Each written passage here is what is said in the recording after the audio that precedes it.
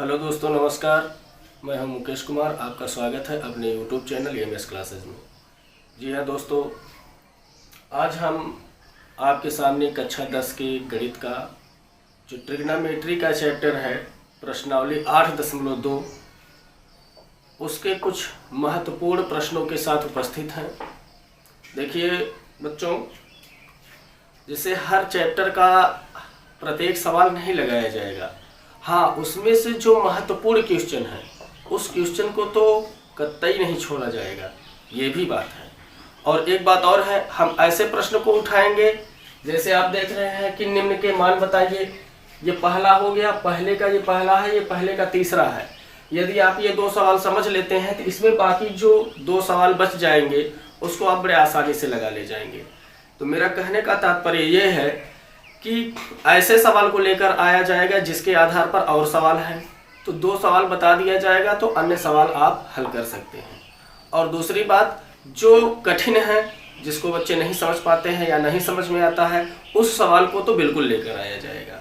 तो हर प्रश्नावली के ऐसे 4-6 क्वेश्चन आपको सरल करा दिया जाएगा, जो कि पर्याप्त रहेगा आपके लिए। ठीक, पूरा चैप्टर भी कवर हो जाएगा उससे, और एग्जाम के दृष्टि से आप परिपूर्ण भी हो जाएंगे। तो चलिए समय न गवाते हुए हम अपने टॉपिक पर पहुंचते हैं। तो जैसा कि प्रश्नावली 8.2 में पहला सवाल दिया गया है, निम्न के मान बताइए। तो बच्चों अब इनके मान बताने हैं, और पहले का तीसरा सवाल यह है कि इसका भी मान बताना है। तो चलिए देखते हैं कैसे मान बताएंगे। कुछ करना नहीं है, सॉल्व करते समय आपको कुछ नहीं करना है, बस इनके मान आप रख दीजिए, ठीक है, और उसके मान को आप सरल कर लीजिए और आपका आंसर आ जाएगा। अब इनका मान हम कहां से प्राप्त करेंगे? हम अपने पिछले वीडियो में हमने पढ़ाया था आपको,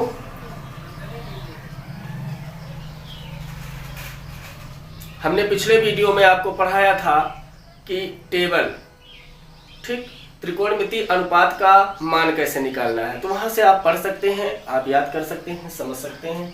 तो चलिए, वहां पर हमने बताया था sin 60 अंश का मान होता है कड़ी में 3/2। अब इनके बीच में गुणे का संबंध है तो हम गुणा बना लेंगे। cos 30 अंश का मान होता है कड़ी में 3/2 प्लस sin 30 अंश का मान होता है 1/2 गुणे cos 60 अंश का मान होता है 1/2। बस कुछ नहीं करना है, मान रख लीजिए, उनको सरल कर डालिए, काम हो गया। आप देख रहे हैं गुणे वाले सवाल में अंश का गुणा अंश से हो जाता है, हर का गुणा हर से। तो जब कर्णिम 3 का गुणा कर्णिम 3 से कराएंगे तो करड़ी हट जाती है, 3 ही रह जाता है। कैसे? अगर आप नहीं समझ पाते हैं तो हम आपको यहाँ समझा दे रहे हैं कि अगर कर्णिम 3 का गुणा हम कर्णिम 3 से कराएंगे तो ये हो जाएगा आपका 3 त्रिका कर्णिम 9, ठीक। और करड़ी में 9 अगर है, करड़ी में कोई संख्या होती है तो इसका मतलब होता है उसका वर्गमूल निकालना है। तो जब आप 9 का वर्गमूल निकालेंगे तो आप पाएंगे 3। तो इसलिए हम लोग नियम के तहत बोल देते हैं कि जब करड़ी का गुणा करड़ी से हो रहा है तो करड़ी हट जाएगा, जो उसके अंदर समान संख्या रहेगी वही एक संख्या लिख ली जाएगी, ठीक। अब हर का गुणा हर से कराएंगे तो 2 दूनी 4, यहाँ प्लस है, प्लस बना लीजिए। फिर गुणा कराएंगे, अंश का गुणा अंश में 1 1 के 1 और 2 दूनी 4। तो इस प्रकार से अब ये हो गया आपका भिन्नों वाला जोड़।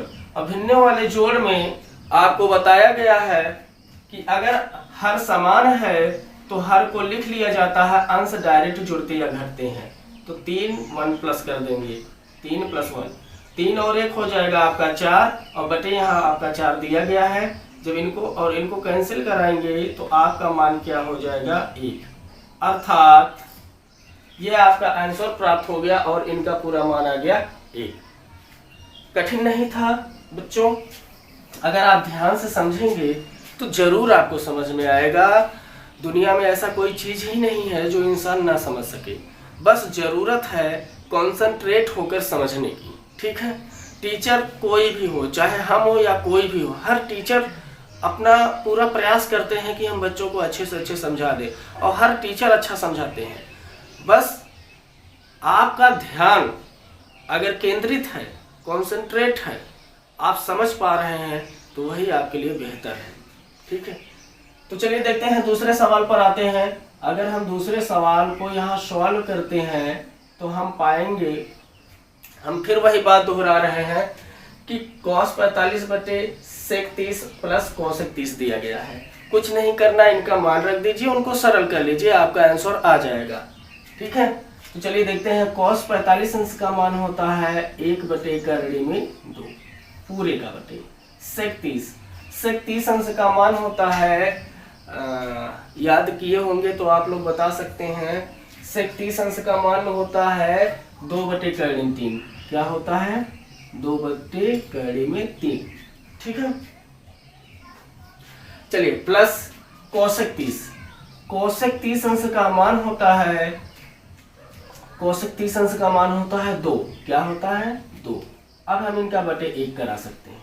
ठीक है, इनका बटे 1 करा सकते हैं। इसी को सरल कर डालिए, बात खत्म हो जाएगा दोस्तों। चलिए 1 बटे करड़ी में 2, इनका गुणा इनसे हो जाएगा 2 1 के 2, और इनका गुणा इनसे होगा तो 2 करड़ी में 3। अब बटे नीचे का गुणा नीचे से होगा तो हो जाएगा आपका करड़ी में 3। अब इस स्थिति में आपको बताया गया होगा कि जब a बटे b हो और पूरे का बटे x बटे y हो, तो इस स्थिति में सबसे नीचे वाले का गुणा सबसे ऊपर वाले से होता है और बीच वाले का गुणा बीच वाले से, अर्थात a का गुणा y से हो जाएगा और बीच वाले का गुणा बीच वाले से हो जाएगा। बात समझ रहे हैं ना? ठीक इसी प्रकार से यहाँ हमें करना है। क्या करेंगे? सबसे नीचे वाले का गुणा सबसे ऊपर से होगा तो करड़ी में 3 का गुणा 1 से होकर करड़ी में 3, और बटे इनका गुणा जब इनसे हो जाएगा तो करड़ी में 2, फिर हो जाएगा आपका 2 प्लस 2 करड़ी में 3। ये आपका आंसर प्राप्त हो गया। अगर आप इसे और सरल करना चाहते हैं तो कर सकते हैं, फिलहाल कोई ज़रूरत नहीं है। इनका गुणा इनसे करा दीजिए, इनका गुणा इनसे करा दीजिए, फिर जो आए उसके बाद आप परिमेयीकरण कर दीजिए, आपका आंसर आ जाएगा। लेकिन कुछ बच्चे जब करड़ी में थोड़ा सा बड़ा सवाल हो जाता है, ठीक है, तो उसको हल करने में फंसने लगते हैं, तो करते क्या है, सवाल को ही छोड़ देते हैं। लेकिन आप घबराइए मत, हमारी बात मानिए, आप इस सवाल को यहीं छोड़ दीजिए। ठीक है, आप यही आंसर बना लीजिए। देखिए आपका आंसर कभी नहीं, एग्जामिनर आपका सवाल कभी नहीं काटेगा। हम पूरे तह तक नहीं गए हैं, हमें पता है, लेकिन आप यहीं तक छोड़ दीजिए, कोई फर्क नहीं पड़ता, यही आपका आंसर है। ठीक, अब इसी के साथ हम अगले सवाल पर बढ़ते हुए, उम्मीद करता हूं कि ये पहला सवाल आपको समझ में आ गया होगा। अब इस पहले वाले सवाल में जो भी सवाल छोड़े गए हैं, आप इसी के आधार पर उस सवाल को लगा सकते हैं। ठीक, अब इसके अगले क्रम में हम इम्पोर्टेंट या कुछ कठिन प्रश्नों के साथ आ रहे हैं। तो चलिए अगले क्वेश्चन में चलिए दोस्तों, इसी प्रश्नावली के हम दूसरे सवाल पर पहुंचे हैं। तो दूसरे सवाल में पहला सवाल लिए हैं, दूसरा सवाल लिए हैं, तीसरा सवाल लिए हैं। ठीक, बस 3 सवाल इसमें सरल करेंगे, बाकी एक सवाल चौथा सवाल आप लोग के लिए छोड़ दिए हैं। आप लोग उसे लगाइएगा, प्रैक्टिस कीजिएगा। ठीक है, तो चलिए देखते हैं। कहा जा रहा सही विकल्प चुनिए। तो ये पहला सवाल दिया गया है और इस सवाल के ये विकल्प दिए गए हैं, इस सवाल के ये विकल्प दिए गए हैं और इस सवाल के ये विकल्प दिए गए हैं। परंतु हम सही विकल्प चुनेंगे कैसे? तो सबसे पहले हम सवाल को सरल करेंगे, उसके बाद हम विकल्प पर चलेंगे। चलिए देखते हैं पहला सवाल। पहला सवाल दिया है हमारा 2 tan 30 अंश बटे 1 प्लस tan स्क्वायर 30 अंश। ठीक, चलिए आगे बढ़ते हैं। 2 है, 2 लिख लेंगे, tan 30 अंश। tan 30 अंश का मान कितना होता है? सवाल सही लिखा है? हाँ, सवाल सही लिखा है। चलिए फिर से 2 है, 2 लिख लेंगे, और tan 30 अंश का मान होता है 1 बटे करड़ी में 3। क्या होता है? 1 बटे करड़ी में 3, जो कि आपको याद रहना चाहिए, बटे 1 प्लस tan स्क्वायर लगा हुआ है। tan 30 अंश का मान पहले लिख लेंगे 1 बटे करड़ी में 3, यहाँ स्क्वायर लगा है, स्क्वायर को भी लिख लेंगे। ठीक, अब इन्हें हम सरल कराएंगे। 2 का गुणा 1 से होके 2 1 के 2 और बटे करड़ी में 3, फिर नीचे 1 प्लस 1 1 के 1 और करड़ी में 3 का स्क्वायर करेंगे तो 3 हो जाएगा। जैसा कि अभी अभी हमने बताया था, करड़ी में 3 का गुणा करड़ी में 3 होगा तो 3 हो जाएगा, करड़ी हट जाएगी। अब आगे बढ़ते हुए, थोड़ा सा जगह कम रहेगा इसलिए हम थोड़ा आगे बढ़ ले रहे हैं। अब नीचे वाले को सरल करेंगे तो 2 बटे करड़ी में 3 बटे 1 कराएंगे, 3 का गुणा 1 से होके 3 1 के 3 प्लस 1 का गुणा 1 100 के 1 1 के 1 बटे 3 1 के 3। अब आगे बढ़ते हैं। यहाँ पर आपका है 2 बटे कड़ी में 3, ये हो जाएगा 3 और 1 4 और बटे 3 क्या हो जाएगा बटे 3। हमने बताया था इस स्थिति में क्या होता है, सबसे नीचे वाले का गुणा सबसे ऊपर से और बीच वाले का गुणा बीच वाले से करा देते हैं। तो आप देख रहे हैं जब 3 का गुणा आप 2 से कराएंगे 3 दूना 6 हो जाएगा, और इनका गुणा जब इससे कराएंगे तो 4 कड़ी में 3 हो जाएगी। ठीक है। और अगर आप चाहो तो कड़ी में 3 का परमेयीकरण करा लीजिए। परमेयीकरण का मतलब होता है ऊपर नीचे अर्थात अंश और हर में गुणा कराना। ठीक है। तो जब कड़ी में 3 से हम परमेयीकरण कराएंगे अर्थात कड़ी में 3 से हम ऊपर नीचे गुणा कराएंगे तो हमें मिल जाएगा इसका गुणा इससे होके 6 कड़ी में 3 बटे कड़ी में 3 का गुणा होके 3 हो जाएगा, फिर उस 3 का गुणा 4 से होगा तो 4 तिहाई 12 हो जाएगा। क्या हो जाएगा 12। चलिए दिखा दे रहे हैं इसको, कुछ बच्चे नहीं समझ पाएंगे। 4 कड़ी में 3 गुणे कड़ी में 3। तो जब आप इसको गुणा कराते हो तो पहले कड़ी में 3 4 को जैसे रहने दो, कड़ी में 3 का गुणा कराएंगे 3 आ जाएगा और 4 तिहाई 12 हो जाएगा, इसीलिए हमने यहाँ 12 लिख दिया। अब काटिए इसको, 6 1 के 6 6 2 ना 12, आपका आया क्या कड़ी में 3 बटे 2। क्या आया कड़ी में 3 बटे 2। और आप यहाँ देख रहे हो कड़ी में 3 बटे 2 तो है ही नहीं। ठीक है। कड़ी में 3 बटे 2 नहीं है तो हमें कड़ी में 3 बटे 2 किसका मान होता है बच्चों, तो आप बताएंगे कि सर कड़ी में 3 बटे 2 जो होता है ये साइन 60 अंश का मान होता है। किसका मान होता है साइन 60 अंश का। अब जहां पर साइन 60 अंश होगा वो ऑप्शन आपका सही हो जाएगा। बात समझ में आई? आशा करता हूं कि ये समझ में आया होगा। अब हम दूसरे सवाल की तरफ बढ़ रहे हैं। जरूरत समझे तो इसे आप नोट करते रहें या स्क्रीनशॉट मारकर नोट कर लीजिएगा। ठीक है। चलिए आगे बढ़ते हैं। आप घबराइए मत, ट्रिग्नोमेट्री में बहुत कठिन सवाल नहीं देगा। कहाँ से सवाल देगा हम आपको अच्छे तरीके से बताएंगे, आप घबराइए मत। बस आप क्लास को अटेंड करते रहिए और हमारे मैराथन क्लास को कभी मिस मत कीजिएगा। ठीक है। भूल कर भी वह आपको आपकी सफलता तक जरूर पहुंचाएगा। ठीक। काम हो रहा है, काम चल रहा है, इम्पोर्टेंट क्वेश्चन छाटे जा रहे हैं, इम्पोर्टेंट टॉपिक भी छाटी जा रही है। ठीक है। तो आप एकदम निश्चिंत रहें, बस आप बने रहिए, आप अपना काम करते रहिए, थोड़ा पढ़ते लिखते रहिए। पढ़ने लिखने से क्या होगा, आपका कमांड बढ़ जाएगा, सवाल लगाने का जो तजुर्बा है वो आपके अंदर विकसित हो जाएगी। ठीक है। तो चलिए आगे बढ़ते हैं, हम बाकी बातें बाद में होती रहेंगी हमारी आपकी। दूसरे सवाल पर चलते हैं। दूसरे सवाल को यदि हम सॉल्व करें, ठीक है, तो आप पाएंगे क्या 1 माइनस tan स्क्वायर 45 बटे 1 प्लस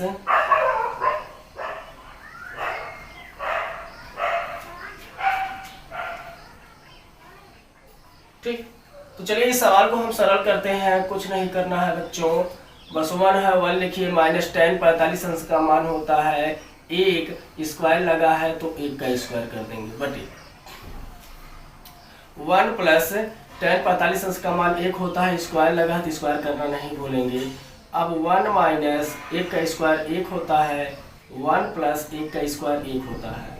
अब आप यहाँ देख रहे हैं 1 में से 1 गया 0 और फिर 1 प्लस 1 बराबर 2 होता है। अब जब 0 में किसी संख्या से आप भाग दिलाते हो, 0 में जब किसी संख्या से भाग दिलाते हो तो उसका मान आपका क्या आ जाता है 0 आता है। क्या आता है 0।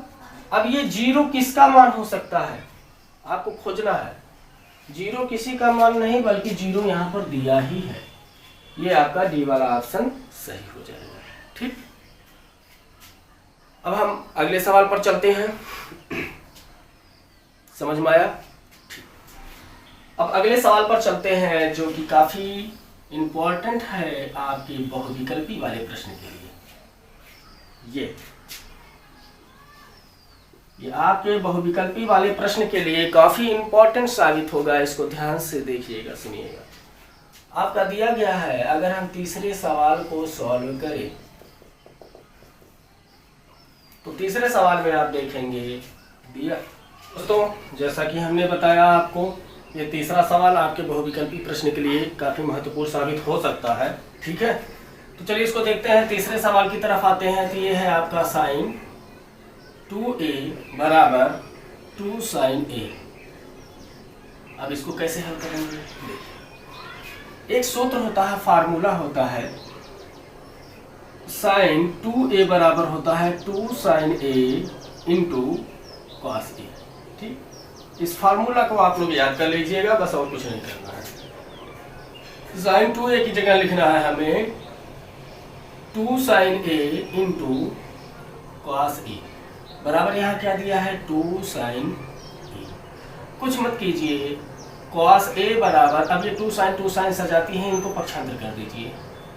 2 साइन a बटे, ये जब पक्षांतर करेंगे बटे हो जाएगा 2 साइन। अब आप देख रहे हैं ये दोनों समान है, कैंसिल हो जाएंगे, और जब ये कैंसिल होंगे तो क्या आएगा यहाँ पर 1। अब आप हमें बताएंगे कॉस किसका मान 1 होता है। देखिए जैसे यहाँ पर कॉस दिया है तो यहाँ भी कॉस से ही मान उठाना है। ठीक है, यहाँ पर इसको ध्यान दीजिएगा, ट्रिक है। तो कॉस किसका मान 1 होता है, तो आप बताएंगे सर पहले इसको लिख लीजिए, कॉस a बराबर, आप यहाँ इसको लिख लीजिए, किसका मान है कॉस 90 अंश का मान है। किसका मान है ये कॉस 0 कॉस 90 अंश का, साइन 90 अंश का मान है, कॉस 0 अंश का मान है। किसका मान है ये कॉस 0 अंश का मान है। कॉस 0 अंश का मान होता है 1। अब यहाँ कॉस और कॉस कैंसिल हो जाएगा, बचेगा आपका a बराबर 0 अंश। यही आपका क्या बन जाएगा आंसर। ठीक है, तो चलिए देखिए यहाँ पर क्या आया, a का मान क्या आया, ये आपका आंसर सही हो जाएगा 0 वाला। ठीक है, आशा करता हूँ ये जितने भी क्वेश्चन लगाए गए आपको समझ में आया होगा। इस पर थोड़ा ध्यान दीजिएगा क्योंकि इस पर एक सूत्र है, उसी को याद कर लीजिएगा, बाकी और कुछ नहीं। चलिए हम अगले सवाल के क्रम में पहुँच रहे हैं। चलिए दोस्तों देखते हैं इस चैप्टर का तीसरा सवाल। इसके बाद एक सवाल और दिया गया है, उसको नहीं बताया जाएगा, वो सत्य असत लगाना है। बस इसी तीसरे सवाल के साथ हम इस चैप्टर को समाप्त करेंगे। तीसरे सवाल में देखिएगा, इसको बहुत ध्यान से समझिएगा, ये काफ़ी इंपॉर्टेंट है आपके यूपी बोर्ड एग्जाम के लिए। ठीक है, दिया गया है यदि tan a प्लस b बराबर कर्णिम 3 और tan a माइनस b बराबर 1/कर्णिम 3 हो, और जो a प्लस b है यह 0 से बड़ा है तथा 90 अंश से छोटा है। देखिए ये सब चीजें जो लिखी रहती हैं चिन्हों में, संकेतों में, इसको आप देखकर घबराया ना कीजिए। बहुत सारे बच्चे इसको देखकर घबरा जाते हैं, कहते हैं इसका क्या मतलब है। तो सुनो, यहाँ केवल एक संकेत एक बताया गया हमें कि जो a प्लस b है वह 0 से बड़ा है और 90 अंश से छोटा है। बस यही इतना बताया गया और कुछ नहीं। और ये भी कहा गया है कि यदि a बड़ा हो b से तो a और b का मान ज्ञात कीजिए। बात समझ में आया? बात समझ में आया? सवाल में दिया गया है कि यदि tan a प्लस b बराबर कर्णिम 3 हो तथा tan a माइनस b बराबर 1/कर्णिम 3 हो, और क्या बताया गया कि यदि a प्लस b 0 से बड़ा हो तथा 90 अंश से छोटा हो, और a बड़ा हो b से, तो a और b का मान ज्ञात कीजिए। यही आपका सवाल है, इसी सवाल को हम लेकर आपके सामने उपस्थित है। चलिए देखते हैं, कुछ मत कीजिए, केवल इतना ध्यान दीजिए, a और b का हमें मान ज्ञात करना है, हम करके दिखाएंगे। कैसे? सवाल नोट कीजिए। सवाल है आपका tan a प्लस b बराबर कर्णिम 3, और यदि हम आपसे पूछें कि tan a प्लस b बराबर यदि कर्णिम 3 दिया है, अगर हम आपसे पूछें कि ये कर्णिम 3 tan किस अंश का मान होता है, वही हमें आप बता दीजिए। tan a प्लस b बराबर ये कर्णिम 3 जो होता है ये tan 60 अंश का मान होता है। किसका मान होता है? sin 30 अंश का मान 1/कर्णिम 3, sin 45 अंश का मान 1 होता है, sin 60 अंश का मान कर्णिम 3 होता है। हाँ सही, ठीक। चलिए अब कुछ नहीं करना है, tan और tan कैंसिल हो जाएगा, ये हो जाएगा आपका a प्लस b बराबर 60 अंश। यहाँ बन जाएगा आपका समीकरण 1, घबराने की जरूरत नहीं। यहाँ पर आइए, ये दिया गया है tan a माइनस b बराबर 1/कर्णिम 3। आगे बढ़ते हैं, tan a माइनस b बराबर, अब tan किसका मान 1/कर्णिम होता है, तो आप बताएंगे सर tan 30 अंश का मान 1/कर्णिम 3 होता है। अब tan और tan कैंसिल हो जाएगा, ये हो जाएगा a माइनस बी बराबर 30 अंश, समीकरण 2। अब समीकरण 1 और 2 को हल करेंगे तो लिखेंगे क्या, समीकरण 1 व 2 से, चलिए समीकरण 1 कितना है, a प्लस बी बराबर 60 अंश, ये समीकरण 1 है, a माइनस बी बराबर 30 अंश, ये समीकरण 2 है। चलिए b और b प्लस माइनस से कैंसिल हो गया, a और a मिलके 2a और बराबर 60 और 30 90। चलिए आगे बढ़ते हैं। अब यदि 2a बराबर 90 है तो a बराबर क्या हो जाएगा, तो आप बोलेंगे a बराबर 90/2। चलिए 2 45 हम 90 होता है, कैंसिल करा दिया तो a बराबर क्या आया 45। a बराबर क्या आ गया 45। अब इसी a का मान किसी समीकरण में रख दीजिए, b का मान आ जाएगा। तो a का मान समीकरण 1 में, समीकरण 1 कहाँ है भाई, देखिए समीकरण 1 है a प्लस बी बराबर 60 अंश। तो a का मान कितना है 45 और प्लस b बराबर 60 अंश। तो b बराबर क्या हो जाएगा 60, 45 अंश उधर जाएगा, माइनस 45 अंश हो जाएगा और b का मान हो जाएगा 60 में से 45 गया, आपका आ गया 15 अंश। तो आपने देखा, पूछा गया था कि a का मान बताओ, तो a का मान क्या आ गया 45 और b का मान बताओ, b का मान क्या आ गया 15। अब हम आते हैं इस पे जो आपका दिया गया था, यही हो गया आपका आंसर। आपका आंसर एकदम परफेक्ट सही है। यहाँ क्या कहा गया था, जो a प्लस बी है वह 0 अंश से बड़ा तथा 90 अंश से छोटा होना चाहिए। तो जरा a और b के मान को जोड़ो, तो a और b के मान को जोड़ोगे तो आपका आ जाएगा 60 अंश। 60 अंश जो है ये 0 से बड़ा भी है और 90 से छोटा भी है। एक चीज और संकेत दिया था सवाल में कि a बड़ा होगा b से, तो देखिए a वाला जो कोण बड़ा, a वाला जो कोण है आपका वह b वाले कोण से बड़ा है। बस यही हमें बताया गया था, ये आपका आंसर आ गया। आशा करता हूँ कि आपको पूरी सवाल समझ में आई होगी। यदि नहीं समझ में आती है तो वीडियो को दोबारा देखिएगा और खुद से लगाने का प्रैक्टिस कीजिएगा, इसलिए बीच बीच में 1-2 सवाल हम आप लोगों के लिए छोड़ देते हैं। अब हम मिलते हैं नेक्स्ट वीडियो में प्रश्नावली 8.3 के साथ, ठीक। और यदि आप हमारे चैनल पर नए हैं तो चैनल को लाइक, सब्सक्राइब, शेयर करना ना भूलिए। इसी के साथ धन्यवाद।